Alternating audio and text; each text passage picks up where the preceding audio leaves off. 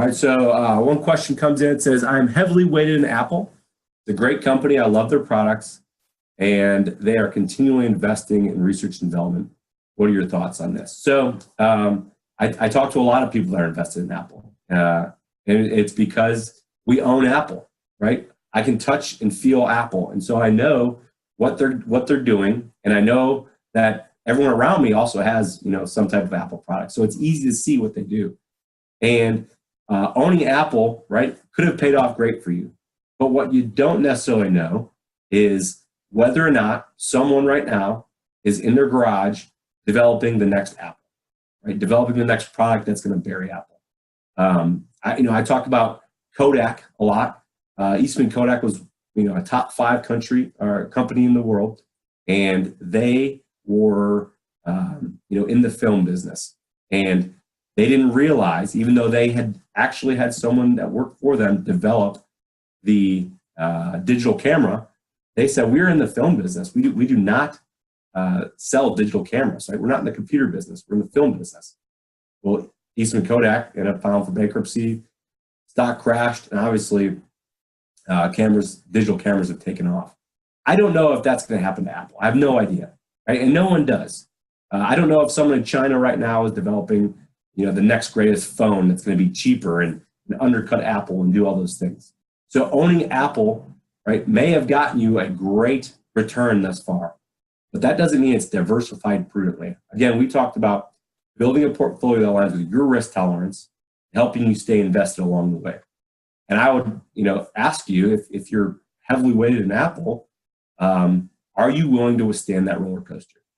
Do you realize that could essentially go away? It could be an Eastman Kodak, because you can get a portfolio that's got a return that's extremely close to Apple, but it doesn't have all the risk.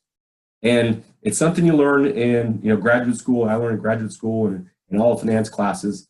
There, when you have a heavily weighted single position, you have one stock, you are taking on what they call diversifiable or systematic risk. So you're saying, I want more risk that I know I can easily get rid of. I can get a very similar return and not take on that part of risk. Because if I go out and buy 14,000 different companies diversified across 40 countries, I can actually get a return that's very similar to Apple, but the probability of that going under is much, much, much less than Apple not being around. And so, again, this kind of goes back to large cap stocks. People tend to be in large cap stocks because they know what they are. They know Apple, they see, they touch it.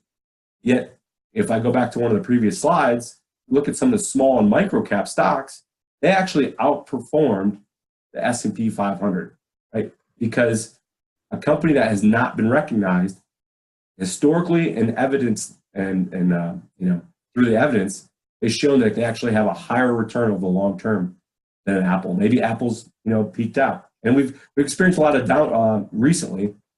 Into 2018, Apple, it was extremely volatile. They didn't hit their sales numbers. They're going to sell more iPhones than they did for Christmas, and it didn't work out.